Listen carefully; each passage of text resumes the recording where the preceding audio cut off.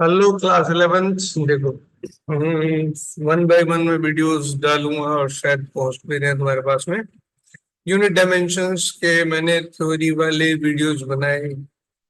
आ, शांत दिमाग से अगर तुम उनको आराम से देखोगे तो बहुत पेशेंटली मैंने उनको समझाया हुआ है। क्लास में हो सकता है तुम्हारा डिस्ट्रक्शन होता है, still you try to concentrate when in video.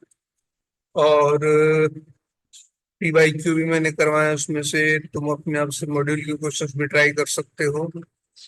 तो बेटा, क्लास 11th ऐसा होता है कि क्लास 11th में टीचर तुम्हारी हेल्प करेगा, हाथ आगे बढ़ाएगा इन एवरी सब्जेक्ट।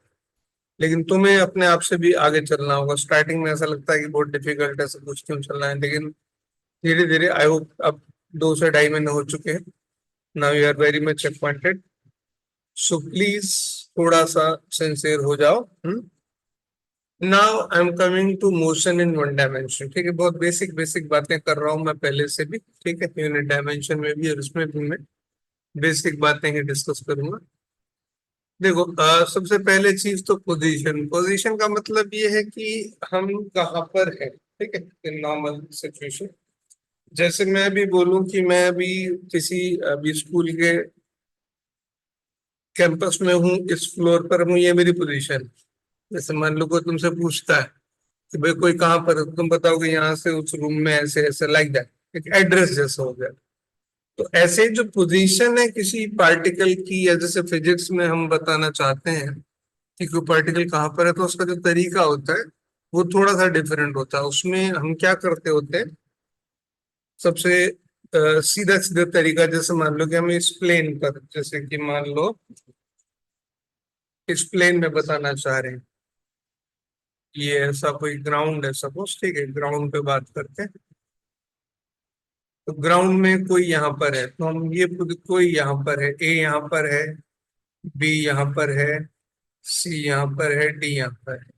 सब अलग अलग जगह पे खड़े हैं, तो पोजीशन कैसे बताई जाएगी, इसका तरीका ये है।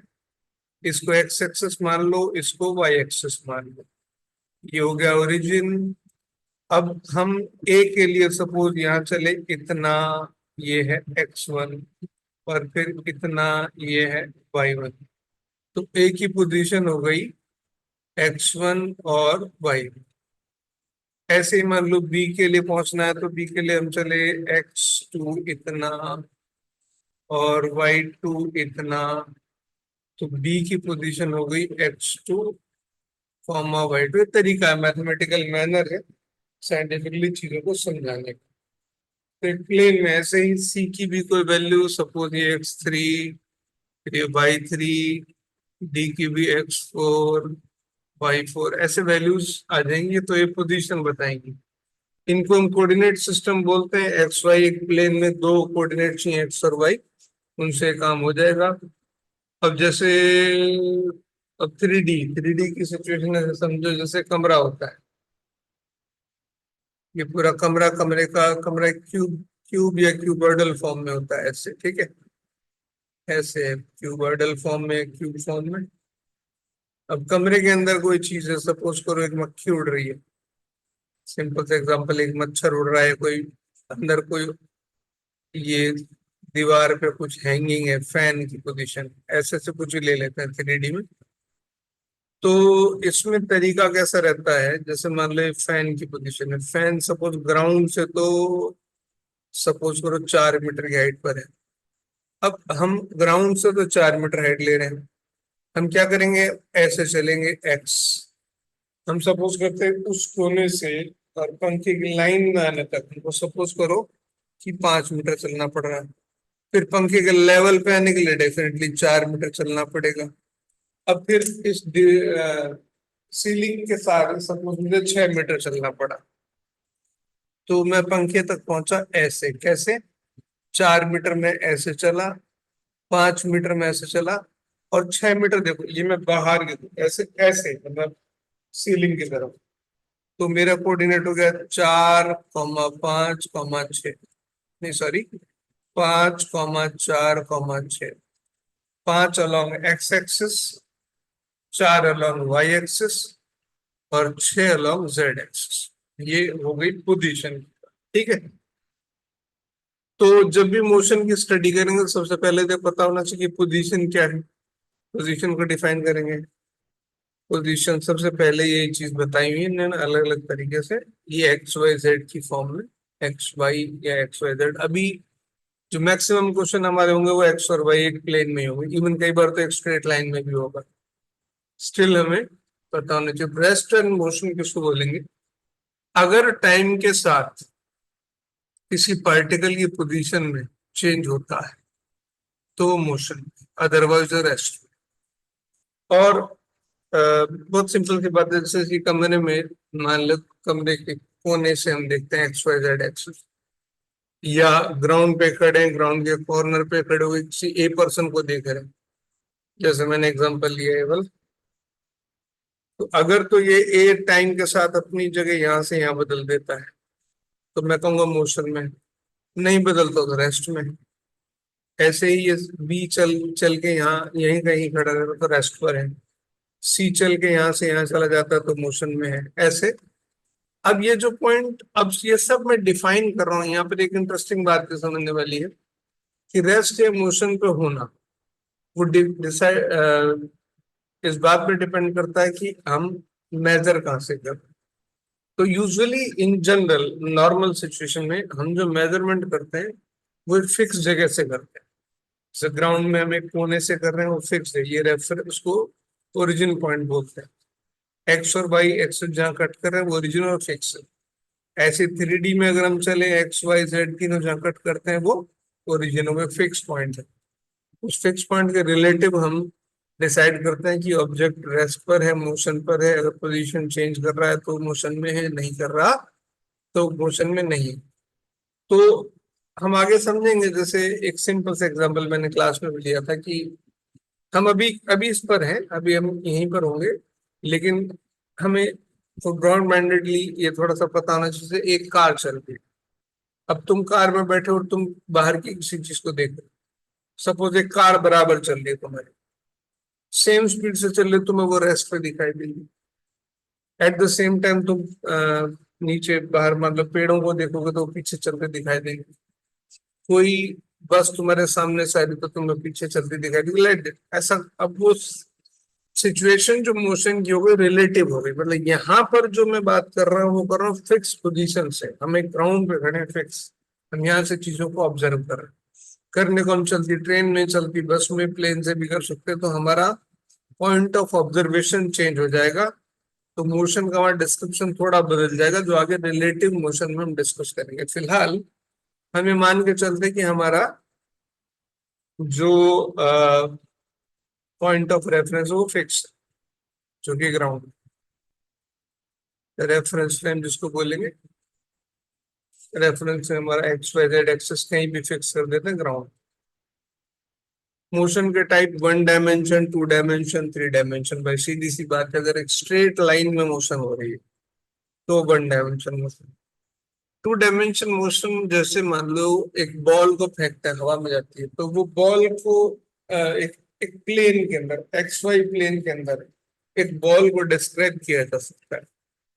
देखो ऐसे समझाता हूँ, सीधी लाइन में चले कोई लाइन, ऑब्जेक्ट सीधी लाइन, सिर्फ एक लाइन ये चल रही है सीधी लाइन, तो ये 1D मोशन। अब अगर इस प्लेन में कोई फुटबॉल खेल रहे हैं लोग, ठीक है, तो फुटबॉल तो नहीं लेकिन जो लोग चल रहे हैं तो वो ग्राउंड पे चल रहे हैं, तो उनके दो कोऑर्डिनेट बदल रहे हैं, एक्स और वाई। यहाँ पर अगर स्ट्रेट लाइन में चल रहा है तो तुम एक्स पकड़ लो या वाई या कोई भी एक पकड़ लो, तो यूजुअली एक्स लेते हैं, सिर्फ एक्स चेंज हो रहा है। यहाँ पर एक्स और वाई, कोई भाग रहे फुटबॉलर तो उनका एक्स और वाई दोनों चेंज हो रहे हैं, तो वो 2 डायमेंशन मोशन, ये 1 डायमेंशन मोशन। इसी में मान लो मैं फुटबॉल को ले लेता हूँ। अब फुटबॉल क्या है, कभी ग्राउंड पे भी चलेगी, कभी हवा में उड़ रही है। तो फुटबॉल के लिए मुझे थोड़ा सा ऐसा सोचना पड़ेगा कि कभी तो वो ग्राउंड पे है, कभी हवा में भी है, तो उसके तीनों X Y Z coordinate change हो रहे, तो वो 3D मोशन है। अब ऐसे कितने सारे एग्जाम्पल्स तुम सोच सकते हो, पक्षी जो उड़ रहे हैं, जो पक्षी उड़ रहे हैं, पतंग उड़ रही है, प्लेन उड़ रहा है, ये सब कैसी मोशन है, 3 डायमेंशन है। हम जो ग्राउंड पे चल रहे हैं वो कैसे 2 डायमेंशन। हम भी अगर मान लो ग्राउंड में जैसे एक पहाड़ पे चढ़ते हैं फिर नीचे की तरफ आते हैं तो हमारी मोशन भी 3D हो जाती है, क्योंकि वहां पे XYZ 3 हो जाते हैं। तो बस सीधा सा मतलब ये है 1D मोशन का कि हमारा एक कोऑर्डिनेट, मैक्सिमम एक ही कोऑर्डिनेट चाहिए, और उससे ज्यादा नहीं चाहिए। और 2D में हमारे 2 कोऑर्डिनेट्स कम से कम चाहिए, मिनिमम 2 कोऑर्डिनेट्स चाहिए। 3D में कम से कम तीन से तीन के बिना काम नहीं चलेगा। तो मोशन के केस में ऐसा होता है, 1D 2D या 3D, 3 तरह की मोशन होती है। हमने जो पढ़नी है स्टार्टिंग में बहुत डिटेल्स में, वो 1 डायमेंशन मोशन, एक स्ट्रेट लाइन की मोशन। इसके अलावा कई तरह के तुम्हारे जो गेम्स आते हैं 7D 5D, उनका कोई अलग, यहाँ फिजिक्स से कोई लेने देना उनका नहीं। एग्जैक्टली वो क्या क्यों कर रखा है मैंने कभी वो डिटेल इंटरेस्ट में लिया नहीं। वो डिफरेंट फीलिंग लाके कुछ बताते हैं शायद गेम्स में, पता नहीं, लेकिन फिजिक्स जो रियल वर्ल्ड है उसमें 1 2 और 3 डायमेंशन होती है। पार्टिकल और पॉइंट मास। अब भाई सिंपल सी बात है कि जैसे मैं किसी एक्स वाई मैंने एक्सेस बनाया तो उसमें किसी भी ऑब्जेक्ट को शो करूंगा तो मैं सबसे पहले, जैसे हमने 10th 9th 10th क्लास तक ग्राफ देखे थे, तो ग्राफ में हम पॉइंट इंडिकेट कर सकते थे। बेसिकली हमारा जो पर्पज है इसकी यहाँ पर वो समझने के लिए क्या है, ये पॉइंट मास और पार्टिकल का मतलब क्या है। देखो एक चीज समझो कि मैं 2 एग्जांपल लेता हूँ। कि सपोज करो कि ये एक XY प्लेन है, यहाँ पर एक बॉल रखी है छोटी सी, मतलब एक छोटा सा पार्टिकल, बिल्कुल एक मैंने पॉइंट बना रहा हूँ। तो डेफिनेट सी बात है कि इसके लिए कुछ X और Y की वैल्यू होगी, सपोज करो 10, और ये कुछ है, ये वैल्यू। तो इसके कोऑर्डिनेट हो गए 10 और 6। दूसरी सिचुएशन ये हो गई, सपोज करो ये ऐसे कोई ऑब्जेक्ट रखा है, बहुत बड़ा पत्थर रखा है। अब इस सिचुएशन में इसका कोई एक पॉइंट तो है नहीं, इसकी पोजीशन में साफ साफ बता सकता हूं, ये रही 10 6। सीधा सीधा 10 चलो एक्स में, वाई में चलो 6, ये पहुंच जाओगे इस पॉइंट पर। लेकिन इसके केस में बहुत सारे पॉइंट्स हो गए, अब मैं इसको कौन सा पॉइंट दूं। तो इसलिए कंसेप्ट है पॉइंट मास, कि हम क्या करें, पॉइंट मास का कंसेप्ट ये है, पॉइंट मास है पार्टिकल का, कि हम उसका कोऑर्डिनेट बता सकें, कोऑर्डिनेट फिक्स कर सकें। तो कोऑर्डिनेट बताए रखने के लिए हमें पॉइंट मास का कंसेप्ट अच्छे से समझना, मतलब सीधा सा है, अच्छे से। तो क्या है इसमें, बहुत सिंपल सी बात है, पॉइंट मास मतलब एक पॉइंट जैसा पार्टिकल, बस। लॉजिक उसका कोऑर्डिनेट होना चाहिए। कोऑर्डिनेट क्यों होना चाहिए आगे समझ में आएगा। पोजीशन डिफाइन करोगे, पोजीशन से वेलोसिटी आएगी, वेलोसिटी से एक्सेलरेशन आएगा, फर्दर जो भी मोशन एनालिसिस है वो सारा पॉइंट डिसाइड होने के बाद पॉसिबल है। डिस्टेंस एंड डिस्प्लेसमेंट पे हम काफी सारा डिस्कशन पहले भी कर चुके हैं। डिस्टेंस माने एक पॉइंट से दूसरे पॉइंट तक जाने का जो रास्ता है, उस रास्ते की लंबाई, लेंथ ऑफ पाथ। मैं ए से बी तक यूं भी जा सकता हूँ, सीधा भी जा सकता हूँ, घूम के भी जा सकता हूँ, कैसे भी जा सकता हूँ। तो हर एक रास्ता अपनी अपनी डिस्टेंस बताएगा। डिस्प्लेसमेंट क्या है, उससे सीधी जो दूरी है वो एक सिंगल वैल्यू।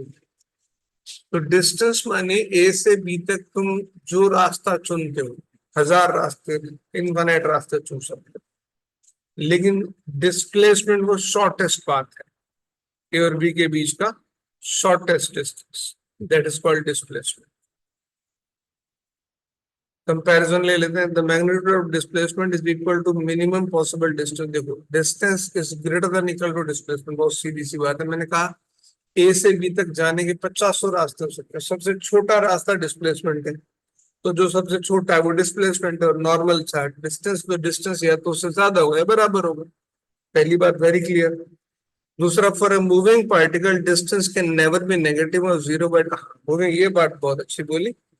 अगर कोई ऑब्जेक्ट ने चलना शुरू कर दिया तो उसकी डिस्टेंस कभी भी जीरो नहीं हो सकती। डिस्प्लेसमेंट का मतलब होता है इनिशियल और फाइनल पोजीशन के बीच का डिफरेंस। ये मैं ए से गया, बी तक पहुंचा, और बी से वापस आ गया, तो मेरा इनिशियल और फाइनल पोजीशन सेम है, तो मेरा डिस्प्लेसमेंट हो गया जीरो। लेकिन डिस्टेंस मान लो ये एस है, ये वापस एस है, तो 2s हो। अब इसको समझो कि अगर पार्टिकल ने एक बार चलना शुरू कर दिया तो उसकी डिस्टेंस कभी जीरो नहीं हो सकती। डिस्प्लेसमेंट जीरो हो सकता है, वापस वहीं आ जाए, सर्कल में घूम के वापस वहीं आ जाए। डिस्प्लेसमेंट जीरो लेकिन distance zero, distance 2 pi are.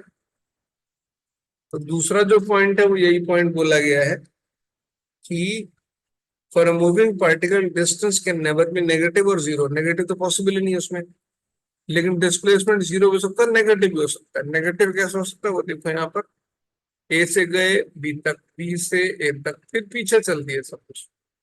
ये एस तो ठीक था, एस गया, एस लौटा, और पीछे माइनस डी और चला गया, तो डिस्प्लेसमेंट हो गया माइनस डी। जबकि डिस्टेंस हो गई S plus D, distance negative होती ही नहीं है, 2s प्लस डी होती। Okay, distance greater than zero but displacement, हाँ डिस्टेंस जो है वो चलना शुरू कर दे तो जीरो पॉजिटिव हो गया, डिस्प्लेसमेंट पॉजिटिव हो सकता है, नेगेटिव हो सकता है, जीरो हो सकता है। For motion between 2 point displacements is single valued by distance depends upon the actual path. Of course, एक से बी तक की shortest distance एक ही हो सकती है, तो displacement single valued है, एक ही वैल्यू होगी दो पॉइंट्स के बीच में। जबकि डिस्प्लेसमेंट जो है उसकी बहुत सारी वैल्यूज पॉसिबल है, सॉरी डिस्टेंस की बहुत सारी, डिस्प्लेसमेंट एक ही वैल्यू होगा। डिस्टेंस यहाँ से चलो यहाँ से चलो, लाखों पाथ हो सकते हैं, इनफाइनाइट वैल्यूज हो सकते हैं। For a moving particle distance can never decrease, of course distance तो बढ़ेगी ही, ऐड होगी, while displacement can decrease. Displacement with time means body moving towards the initial point. ठीक है।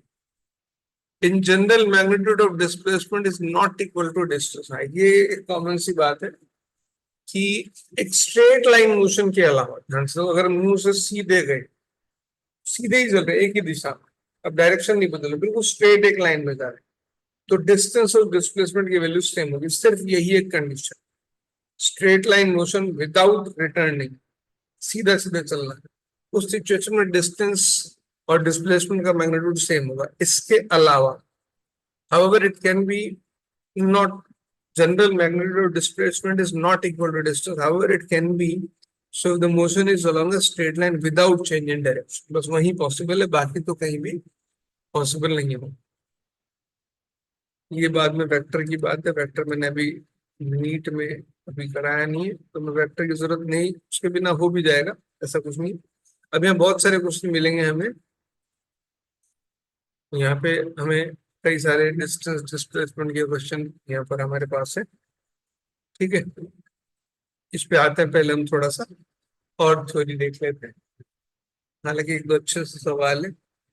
The displacement of a point of wheel initially in contact with the ground when the wheel rolls, okay नहीं ज्यादा हो गया। A body moves over 1/4 of circular arc of a circle radius r, the magnitude distance traveled ये रहा, यहाँ से 1/4 चलता है A से B तक, तो भाई 1/4 ऑफ पेरीफेरी, डिस्टेंस और डिस्प्लेसमेंट पूछा है, चलो भाई सॉल्व करते हैं। देखो 1/4 सर्कल की बात चल रही, ये हो गया ए और ये हो गया बी, रेडियस है आर, यहाँ से यहाँ तक गया मैं, तो ये अगर 2 पाई r/4, ये हो गया πr/2, ये हो गया डिस्टेंस, डिस्प्लेसमेंट हो गया यहाँ से यहाँ सीधा। तो भाई ये देखो, ये राइट एंगल ट्रायंगल बन रहा है, ये आर ये आर, तो हाइपोटेनस जो हुआ ए बी स्क्वायर बराबर R square plus R square, A B square बराबर 2r², तो ए बी की वैल्यू आ गई √2r, दोनों की वैल्यू आ गई πr/2 और √2r, πr/2 √2r, ये आंसर। ऐसी बहुत सीधे सिंपल सा सवाल है। ऐसे स्पीड और वेलोसिटी, जैसा डिस्टेंस और डिस्प्लेसमेंट डिफाइन किया है, ऐसे स्पीड और वेलोसिटी को डिफाइन करते हैं। Speed is rate of change of distance covered with time is called speed. It's a scalar quantity having symbol v, dimension m0 L1 t -1 unit meter per second, centimeter per second, SI unit metre per second और CGS unit centimetre per second. Types of speed, rate of change of distance, बस ज्यादा कुछ सोचने का नहीं, वो velocity आ जाएगी, rate of change of displacement, rate of change. जैसे मैं डिफरेंशिएशन में तुम्हें थोड़ा सा बताया था, डिफरेंशिएशन में एक दो फॉर्मूलाज बताए थे, तो अगर मैं इसको डिफरेंशिएशन की फॉर्म में लिख देता हूँ दोनों को साथ में, रेट ऑफ चेंज, तो जो स्पीड है, स्पीड के केस में होगा v बिना क्या बोलते हैं वेक्टर के, ds अपॉन dt, और जो वेलोसिटी है उसको लिखा जाएगा dr अपॉन dt। ये जो तीर तुम देख रहे हो उसको वेक्टर बोलते हैं, जो डायरेक्शन बताता है। इसके बाद नेक्स्ट टॉपिक में वेक्टर ही पढ़ाऊंगा, नीट को जेई वाले तो समझ ही रहे होंगे, बाकी इतना को जरूरी नहीं है, वेक्टर की तरह नहीं आता तो यहाँ पे कुछ नहीं होगा। अब स्पीड के भी टाइप है, uniform speed, non uniform speed, average speed. देखो इसमें यूनिफॉर्म माने एक जैसा सीधा चलता है, एक जैसा सीधा नहीं, खैर कैसे घूम के चले, चाहे सर्कल में चले, लेकिन सर्टेन टाइम में, मतलब सपोज करो कि आधे घंटे में, सपोज करो 15 किलोमीटर चल रहा है, तो आधे घंटे में 15 किलोमीटर चलता रहे, चाहे घूम के जाए चाहे टेढ़ा मेढ़ा डिस्टेंस है, तो कैसे भी हो सकता है। तो स्पीड कैसी है, फिक्स यूनिफॉर्म, उसी से चल रहा है। नॉन यूनिफॉर्म मतलब चेंज होती रह रही है, कहीं भी कभी स्पीड पकड़ रहा है, कभी नहीं कर रहा है।